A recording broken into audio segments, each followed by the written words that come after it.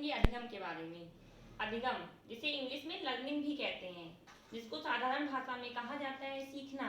हम जानते हैं अधिगम का अर्थ क्या होता है।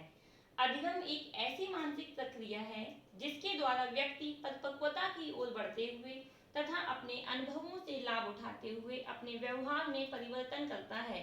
अर्थात इसका अर्थ क्या हुआ कि व्यक्ति जैसे जैसे परिपक्वता की ओर बढ़ेगा, यानी मैच्योरिटी की ओर बढ़ता जाएगा, उसको क्या होगा, एक्सपीरियंस होता जाएगा। उन एक्सपीरियंस के परिणाम स्वरूप उसके व्यवहार में जो परिवर्तन होंगे उन्हें हम क्या कहेंगे, अधिगम।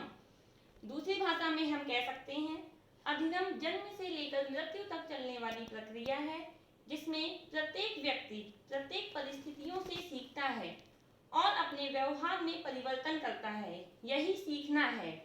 अर्थात व्यक्ति के सामने जैसी परिस्थिति आती है वो उन परिस्थिति के अकॉर्डिंग अपना व्यवहार करता है, जिससे क्या होता है कि उसके व्यवहार में कुछ चेंजमेंट होता है, उसे ही हम सीखना कहते हैं। अर्थात हम कह सकते हैं सिंपल भाषा में कि अनुभवों के परिणाम स्वरूप व्यवहार में जो परिवर्तन होता है इसे ही सीखना कहते हैं। ये हो गया आपका अधिगम का अर्थ। फॉर एग्जाम्पल, एक एग्जाम्पल के द्वारा हम जानते हैं। मान लीजिए छोटा बच्चा है, वो कोई जलते हुए दीपक के पास जाता है, उसको लौ को पकड़ने की कोशिश करता है। जैसे ही वो दीपक की लौ को पकड़ेगा उसका हाथ जलने लगेगा, वो एकदम से अपना हाथ हटा लेगा। इससे क्या होगा, अगली परिस्थिति में जब उसके सामने वही दीपक फिर लाया जाएगा तो बच्चा क्या करेगा, अब उसकी लौ को नहीं पकड़ेगा। क्यों नहीं पकड़ेगा, क्योंकि जब पहले ऐसी परिस्थिति आई थी तो उसका हाथ जल गया था, जिससे उसने क्या किया था, सीखा था। क्या सीखा था कि इसके पास हम हाथ ले जाएंगे दीपक के पास तो हाथ जल जाएगा। इससे क्या हुआ, उसके व्यवहार में परिवर्तन हुआ। इसे ही सीखना कहते हैं। यही हमारा अधिगम होता है। हेलो एवरीवन, मैं संध्या यादव आज आपको अधिगम की परिभाषाओं के बारे में बताऊंगी। इससे पहले मैंने जो वीडियो बनाया था उसमें मैंने आपको अधिगम के अर्थ के बारे में बताया है कि अधिगम क्या है। अब हम जानते हैं अधिगम की परिभाषाएं। कई मनोवैज्ञानिकों ने अपने अपने अकॉर्डिंग अधिगम की डेफिनेशन दी है, जो इस प्रकार हैं। पहले हैं वुडवर्थ के अनुसार। वुडवर्थ ने क्या कहा है, नवीन ज्ञान और नवीन प्रतिक्रियाओं को प्राप्त करने की प्रक्रिया अधिगम की प्रक्रिया है। अर्थात नवीन ज्ञान और नवीन प्रतिक्रियाओं, जब हम कोई नवीन ज्ञान सीखते हैं या कोई नवीन प्रतिक्रिया को प्राप्त करने की क्रिया करते हैं तो इस प्रक्रिया को क्या कहते हैं, अधिगम। दूसरा है जेपी गिलफोर्ड के अनुसार। गिलफोर्ड ने कहा है व्यवहार के कारण व्यवहार में परिवर्तन ही अधिगम है। अर्थात क्या मतलब है इनका, कि आज हम जो व्यवहार कर रहे हैं उससे हम कुछ ना कुछ सीखते हैं, उसके बाद जो व्यवहार करते हैं उसमें बदलाव करते हैं, अर्थात कुछ नया करते हैं। यही क्या होता है, व्यवहार के कारण व्यवहार में परिवर्तन। इसे ही गिलफोर्ड ने अधिगम कहा है। इसके बाद आते हैं स्किनर के अनुसार। स्किनर ने कहा है सीखना व्यवहार में उत्तरोत्तर सामंजस्य की प्रक्रिया है।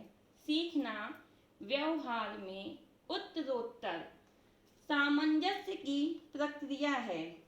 अब यहाँ उत्तरोत्तर से क्या मतलब है कि जैसे जैसे व्यवहार बढ़ता जाता है वैसे वैसे उसके अनुभव में परिवर्तन होता जाता है। इसके बाद आते हैं क्रो एंड क्रो के अनुसार। क्रो एंड क्रो के अनुसार इन्होंने कहा है सीखना आदतों, ज्ञान और अभिवृत्तियों का अर्जन है।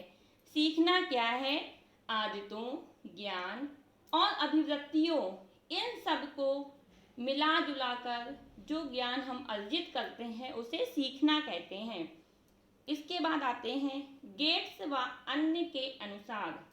इन्होंने कहा है सीखना अनुभव तथा प्रशिक्षण द्वारा, सीखना अनुभव तथा प्रशिक्षण द्वारा व्यवहार में परिवर्तन है।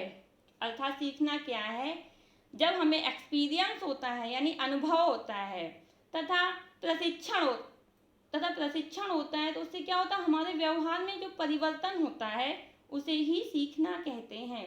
इसके बाद आते हैं हिलगार्ड के अनुसार, मनोवैज्ञानिक हिलगार्ड के अनुसार इन्होंने कहा है सामने आई परिस्थिति के अनुकूल, सामने आई परिस्थिति के अनुकूल परिवर्तन करना ही अधिगम है। अर्थात हमारे सामने जैसी परिस्थिति आती है उसके अनुकूल हम वैसा ही व्यवहार करते हैं, जिसे अधिगम कहा जाता है। इस प्रकार जो ये परिभाषाएं बताई गई हैं इनसे क्या स्पष्ट होता है, इन परिभाषाओं से स्पष्ट होता है कि सीखने के कारण व्यक्ति के व्यवहार में परिवर्तन आता है। क्या होता है, सीखने के कारण व्यक्ति के व्यवहार में परिवर्तन आता है। व्यवहार में यह परिवर्तन बाह्य एवं आंतरिक दोनों ही प्रकार का हो सकता है। अर्थात जो परिवर्तन आ रहा है वह आंतरिक भी हो सकता है और बाह्य भी हो सकता है, दोनों ही प्रकार का हो सकता है। अतः हम कह सकते हैं कि सीखना एक प्रक्रिया है जिसमें अनुभव एवं प्रशिक्षण द्वारा व्यवहार में परिवर्तन दिखाई देता है। इन परिभाषाओं से क्या स्पष्ट होता है कि सीखना एक प्रक्रिया है जिसमें अनुभव एवं प्रशिक्षण द्वारा व्यवहार में परिवर्तन दिखाई देता है। इसके बाद अब हम पढ़ते हैं अधिगम की विशेषताएं। अभी तक हमने पढ़ा अधिगम का अर्थ, अधिगम की परिभाषाएं। अब हम जानते हैं अधिगम की विशेषताएं। अधिगम की विशेषताएं क्या होती हैं? अधिगम की विशेषताएं कई प्रकार की हो सकती हैं, उनमें से कुछ इस प्रकार हैं। पहला है सीखना सार्वभौमिक है। सीखना सार्वभौमिक है, अर्थात सार्वभौमिक से क्या मतलब है कि हम कहीं भी सीख सकते हैं। ये नहीं है कि सीखने का कोई एक निश्चित पर्टिकुलर स्थान होता है, ऐसा नहीं है। सीखना जो है यानी अधिगम जो है वो हम कहीं भी सीख सकते हैं और कोई भी सीख सकता है। अधिगम की प्रक्रिया कहीं भी सीखी जा सकती है और कोई भी सीख सकता है, इसे ही कहते हैं सार्वभौमिक, अर्थात सीखना सार्वभौमिक है।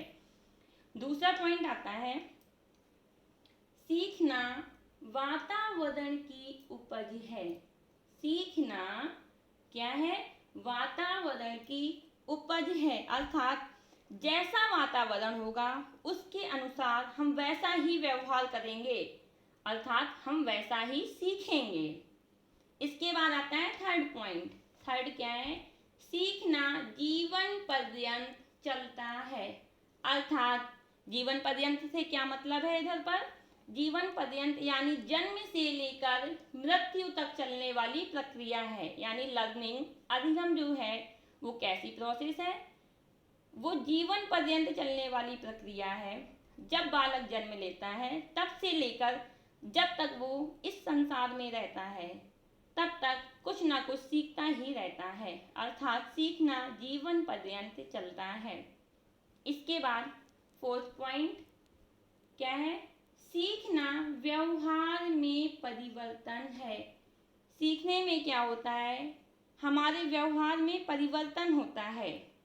जैसा कि अधिगम के अर्थ में मैंने बताया भी है आपको कि जब हमारे व्यवहार में परिवर्तन होता है उसे ही सीखना कहते हैं।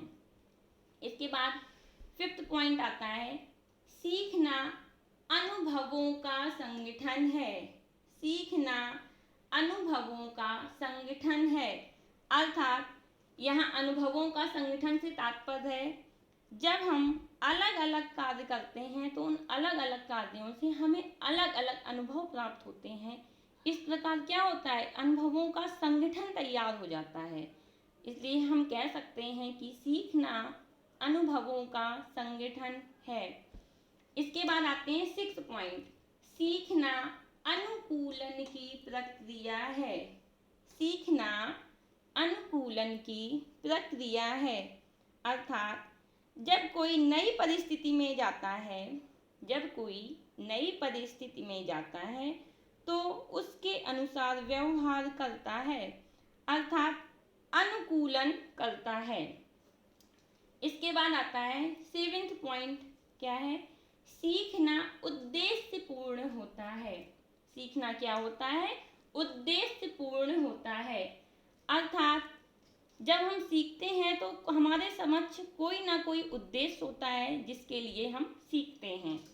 इसके बाद आता है 8th पॉइंट, सीखना सक्रिय रहकर होता है। जब हम सक्रिय रहेंगे, एक्टिव रहेंगे, तभी हमको सीख सकते हैं, वरना हम नहीं सीख सकते हैं। इसलिए कहा जाता है कि सीखना क्या है? सीखना एक सक्रिय प्रक्रिया है, अर्थात हम सक्रिय रहकर ही सीख सकते हैं। इसके बाद आता है 9th पॉइंट, क्या है इसमें? सीखना व्यक्तिगत और सामाजिक दोनों है। सीखना क्या है? सीखना व्यक्तिगत और सामाजिक दोनों है। इसके बाद लास्ट पॉइंट आता है अधिगम विकासात्मक है। अधिगम क्या है? अधिगम विकासात्मक है। अर्थात अधिगम के परिणाम स्वरूप क्या होता है? हमारा विकास होता है। जब हम सीखेंगे, अधिगम करेंगे तो क्या होगा? हमारा विकास होगा। इस प्रकार हमने ये देखे अधिगम की विशेषताएं, अधिगम का अर्थ, अधिगम की परिभाषाएं एंड अधिगम की विशेषताएं।